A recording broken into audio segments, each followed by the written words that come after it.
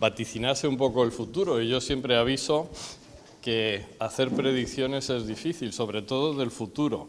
Así que no se me tome a pies juntillas, pero se podía haber enfocado esta charla de dos maneras. Una fórmula futurista en la que todo es posible y uno puede viajar a la velocidad de la luz y en el tiempo, como podría ser la novela de Arthur Clarke de 2001, Una odisea en el espacio.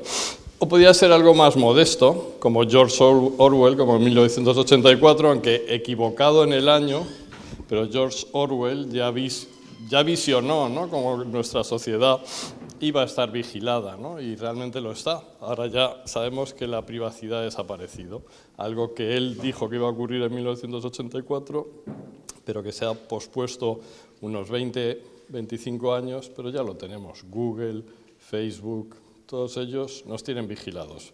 Y yo quiero seguir un poco más el camino de Orwell y hablar de lo que podría ser un futuro previsible, más bien de lo que creo que debería ser un futuro previsible, inspirado en lo que ya sabemos ahora. No voy a hablar de posibilidades que todavía no tienen ningún fundamento. Y en ese sentido, en epilepsia refractaria es importante hacer un movimiento y dejar de pensar en epilepsia y pensar en las etiologías de la epilepsia. Hasta ahora tenemos una Liga Internacional de la Epilepsia que ha dictado un poquito una serie de normas políticas de cómo decidir que una epilepsia es refractaria, pero han estado dirigidos a un grupo de epilepsias que también es donde se volcó la industria farmacéutica en encontrar soluciones, que son las epilepsias focales. Pero hay otro tipo de etiologías, y probablemente hay más, que han quedado un poquito olvidadas, quizá porque no se conocían bien, quizá porque se daban por imposibles, como las encefalopatías epilépticas genéticas. Y creo que hay que diferenciar estos tres grandes grupos de epilepsia: las lesiones estructurales, las epilepsias autoinmunes y las epilepsias genéticas, que cualquiera de ellas puede dar lugar a cuadros de epilepsias focales, pero también pueden dar lugar a encefalopatías epilépticas o del desarrollo, aquellas en las que la epilepsia no es tan fundamental, pero genéticamente existe una alteración que va a influir en el desarrollo. Las lesiones estructurales hoy en día, en gran parte, las vamos a poder cazar con una resonancia magnética. Y son estas lesiones estructurales asociadas con epilepsia las que han marcado la fórmula que se ha recomendado de determinar cuándo una epilepsia es farmacoresistente. Han marcado un convenio, una especie de consenso que se adquiere en el año 2010 por la Liga Internacional de la Epilepsia, que una epilepsia debe ser considerada refractaria cuando fallan dos fármacos antiepilépticos. ¿Eso qué quería decir? Mire, señor doctor, usted en su consulta siga al paciente, pruebe un medicamento, si no funciona, pruebe el segundo, y si no funciona, remítalo a un centro de cirugía de epilepsia. Esa era la frase, porque la cirugía puede ser muy resolutiva. Y eso se inspiraba en estos gráficos que presento aquí, que varios estudios lo han demostrado. Cuando falla el segundo medicamento, la probabilidad de que los siguientes medicamentos controlen las crisis es muy baja, está en torno a un 16%. Y cuando falla el séptimo, ya prácticamente es cero. Eso no quiere decir que no se siga intentando, porque a veces hay mejorías importantes. Sin embargo, y como demuestra este estudio más reciente, en estos pacientes, cuando la cirugía puede utilizarse, hay probabilidades por encima del 70% de conseguir el control completo de las crisis, que comparado con lo que se observó en el grupo control, que no se aplicó la cirugía, esto sería un grupo en el que se aplica cirugía y el tratamiento farmacológico, y este otro grupo solo la cirugía, y ahí solamente el 9% consiguieron el control. Esto también ha venido afianzado porque se han hecho grandes estudios de anatomía patológica, en concreto este es un estudio recientemente publicado por el Consorcio Europeo de Anatomía Patológica, el European Epilepsy Brain Bank, y este estudio muestra cómo hay tres grandes alteraciones: esclerosis hipocampal, tumores y malformaciones del desarrollo cortical, que son las que explican la mayoría de estas epilepsias, pero empiezan a identificar otras entidades. Nos movemos ya a la etiología, como veremos más adelante. Entonces, ¿Cuál es el cambio que tiene que implementarse? Pues es un cambio en la idea de qué es una epilepsia farmacoresistente y en estratificar dos grupos. Hay un primer grupo de pacientes que tienen lesiones estructurales fáciles de operar, como por ejemplo podría ser esta esclerosis temporal medial derecha o esta displasia en la región occipital derecha. Son zonas del cerebro que tienen una representación funcional pequeña, son zonas del cerebro que su extirpación no tiene por qué provocarnos ninguna merma en nuestras capacidades. Y sabemos de muchos estudios que cuanto antes se operen estos pacientes, antes se curarán, o más probabilidad tienen de curarse, porque con el paso de los años estas lesiones van a generar propagación de la epilepsia a otras zonas y con eso aparición de focos epilépticos o continuidad de la red epiléptica en otras regiones que inicialmente no están afectadas. Por lo tanto, hoy en día, y desde luego en 2030, es importante reconocer bien estos pacientes y proponer la cirugía precozmente. Ya sabe, hablando ante pacientes hay que especificar que en general ninguna persona le apetece operarse la primera vez que se lo dice el médico, pero cuando poco a poco van viendo las posibilidades, pues quizás el mensaje bien transmitido puede calar para que se haga. Existe otro grupo de epilepsias focales cuya resonancia magnética no es tan clara como para llamar al cirujano y decir adelante con la intervención. Son lesiones extensas, son pacientes con resonancias con resonancias normales, son lesiones a veces multifocales, como veis en estas representaciones. Aquí sí se han desarrollado técnicas que nos permiten muchas veces discriminar si la lesión es extensa, cuál es la que realmente está dando lugar a la zona epileptógena, cuál es la que se debe operar. Si la resonancia es normal, a veces nos permiten identificar una displasia cortical que no se ve en la resonancia magnética, porque no todas las displasias se ven. Y eso viene de la mano pues, de la estereoelectroencefalografía, que nos permite identificar focos en la profundidad, como vemos aquí, que antiguamente daban lugar ya a una descarga propagada en todos estos electrodos más superficiales que poníamos, y los profundos nos permiten identificar zonas que se inician precozmente. Por ejemplo, en este ejemplo, en el que veis unos 12 electrodos implantados y se ve perfectamente cómo hay unos que son los que lideran el inicio de las crisis y son los que debemos tratar. Esto pues, se ha visto en estudios, por ejemplo, en este grupo francés, cómo con el paso de los años ha mejorado mucho el rendimiento de la cirugía de epilepsia. Aquellos pacientes que fueron intervenidos entre los 60 y el 95 consiguieron el control de crisis en un 64%, mientras que en una técnica similar, pero apoyada en los avances tecnológicos de imagen y estéreo EEG, conseguían un mejor control, un buen control en un 76%. Sobre esto se ha añadido también la posibilidad de, una vez que has hecho tu registro con los electrodos profundos, termocoagular. La termocoagulación permite dos cosas. Como vimos en este trabajo que presentamos hace unos años, permite el mejorar el control de las crisis, a veces transitoriamente. Eso, cuando estás en el foco, lo puedes ver hasta en casi un 50% de pacientes.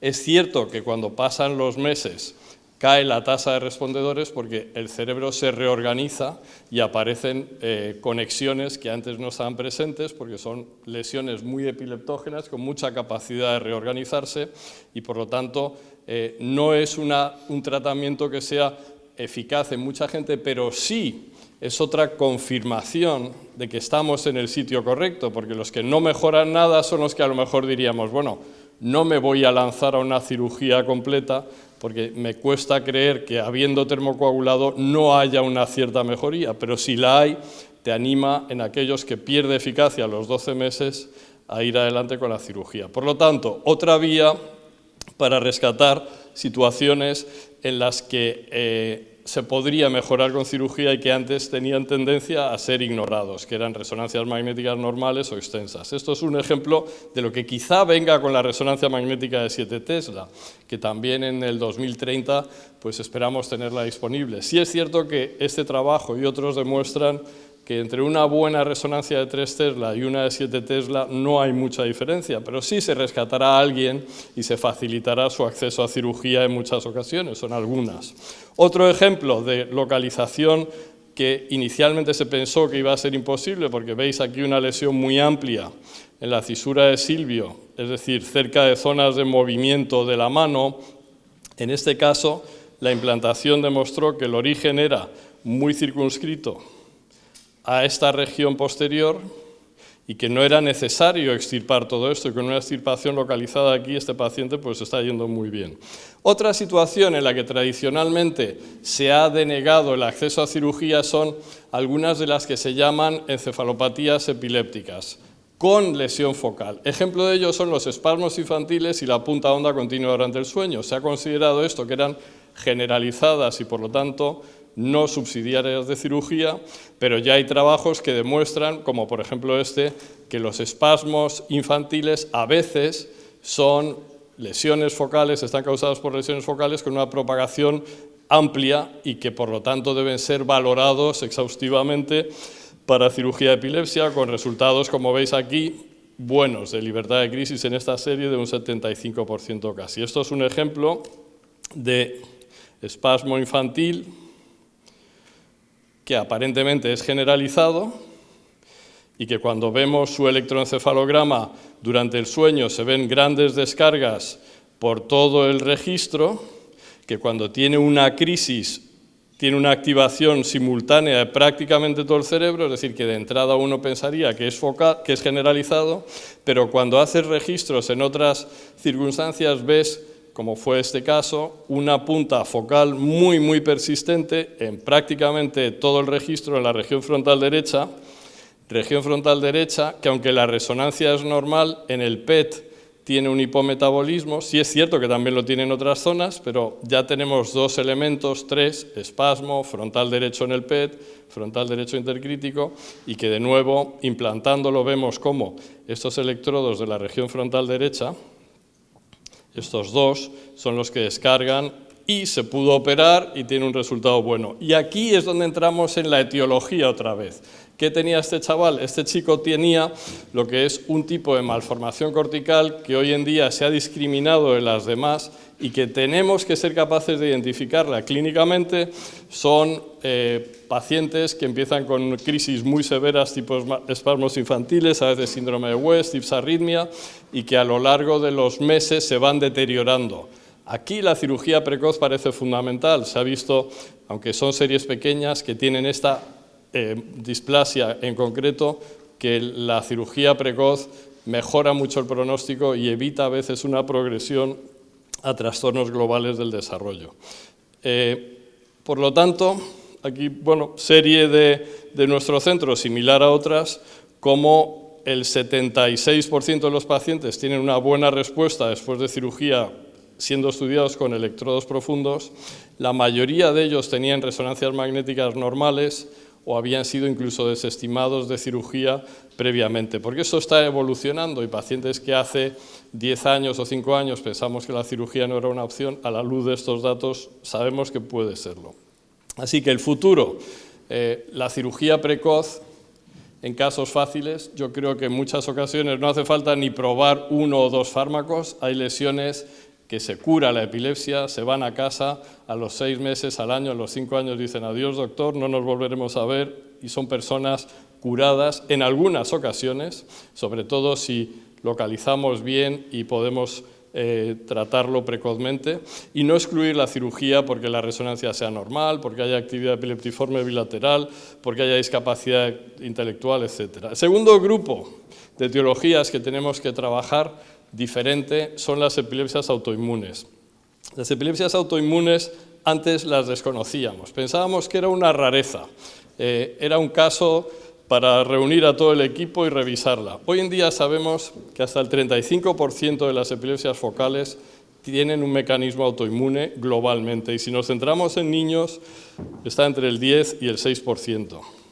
Los clínicos ya sabemos sospecharlo.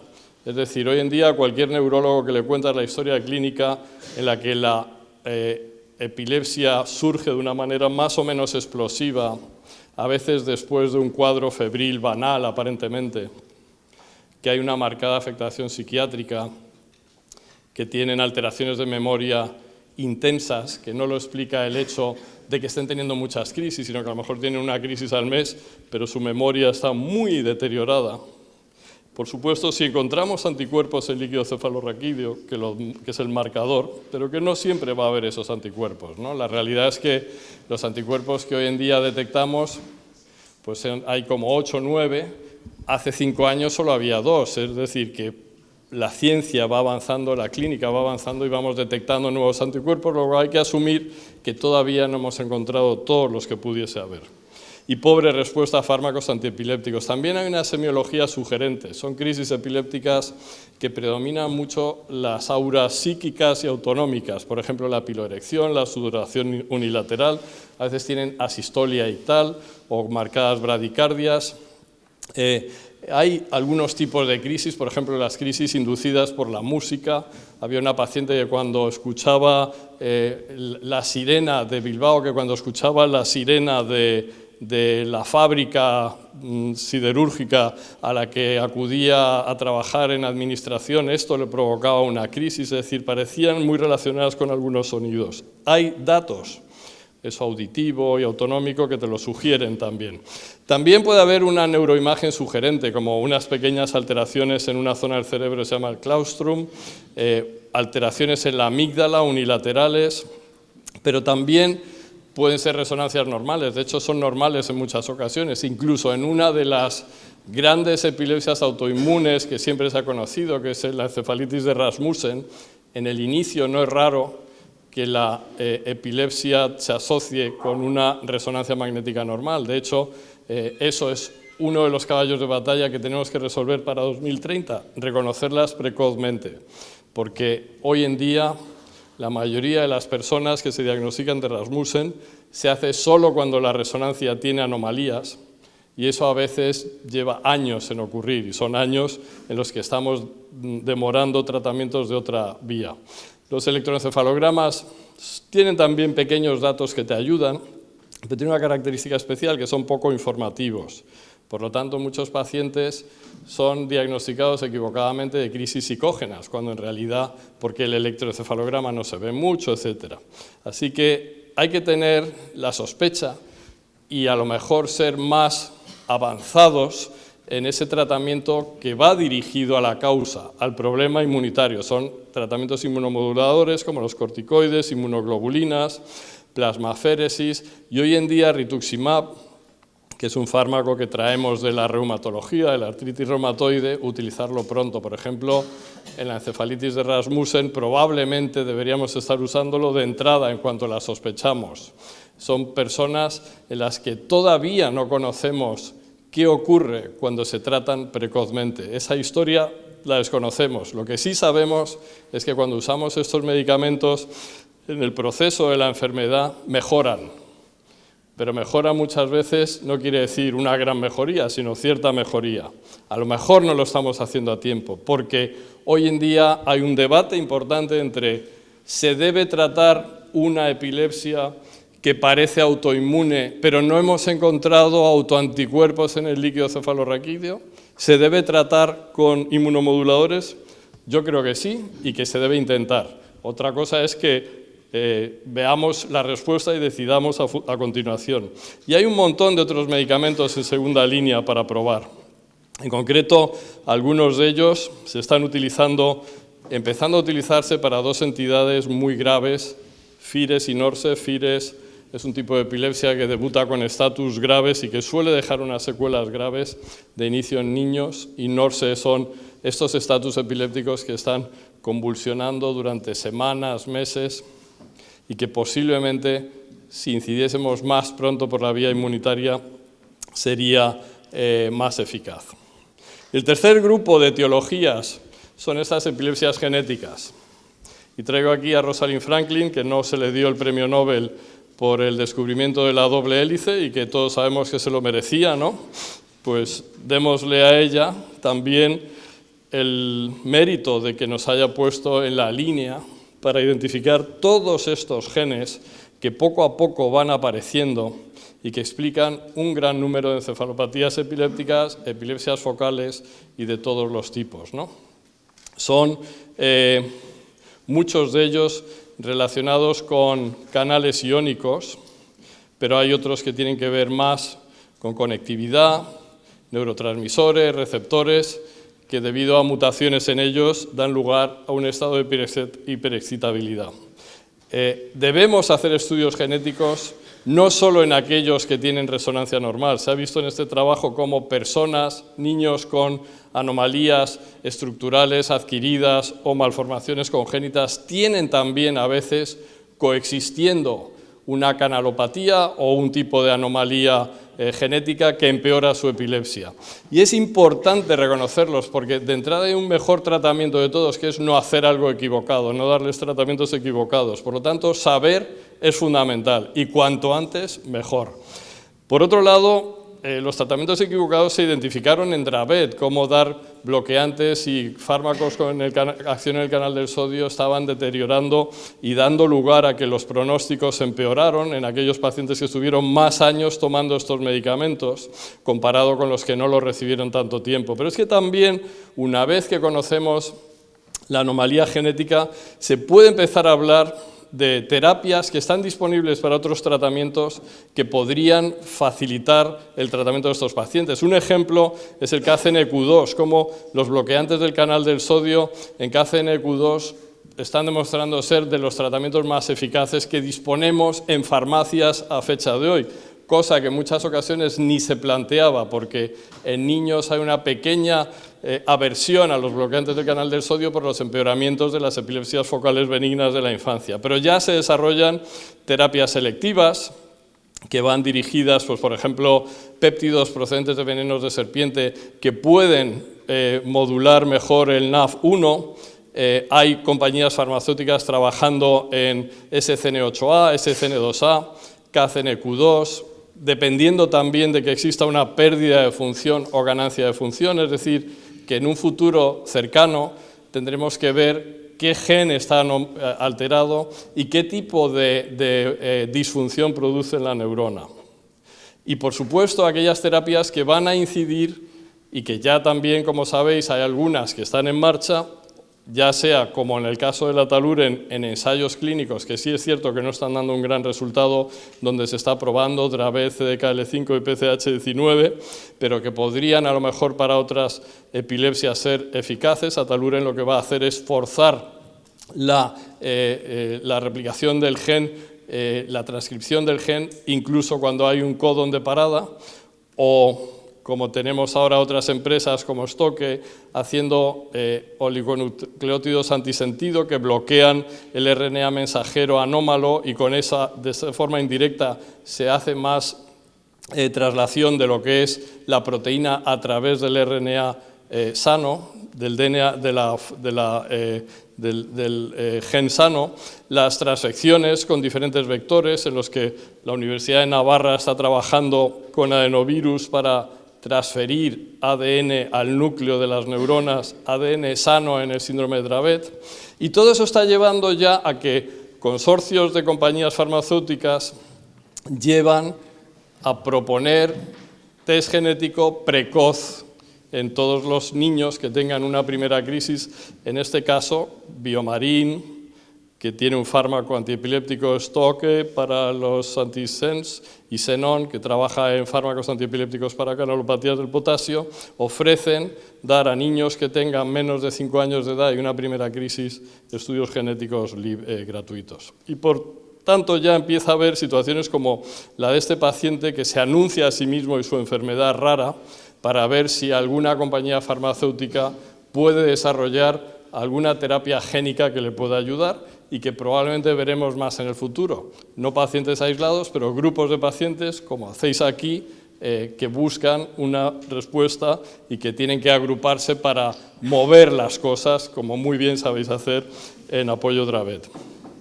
Así que, diagnóstico precoz, identificar bien el fenotipo, porque los fenotipos van a ser fundamentales para poder decidir si dentro de esa muestra de mutaciones hay alguna que es la causal, y estudios genéticos quizá a partir de la primera crisis en niños de menos de 1 año, 2 años. Y finalmente, tenemos un gran despliegue de dispositivos que probablemente nos van a permitir determinar cuántas crisis tienen los pacientes. Y determinar las más graves es muy evidente que lo van a conseguir, las más sutiles requieren más trabajo, pero todos confiamos en que analizando señales cerebrales será posible el día de mañana saber cuántas crisis ha tenido el paciente y de esa manera cambiará el paradigma y en vez de que el médico, al llegar el paciente a la consulta, pregunte ¿cuántas crisis ha tenido usted? Que sea el médico el que le diga al paciente, usted ha tenido 5 crisis, porque el aparatito me lo dice.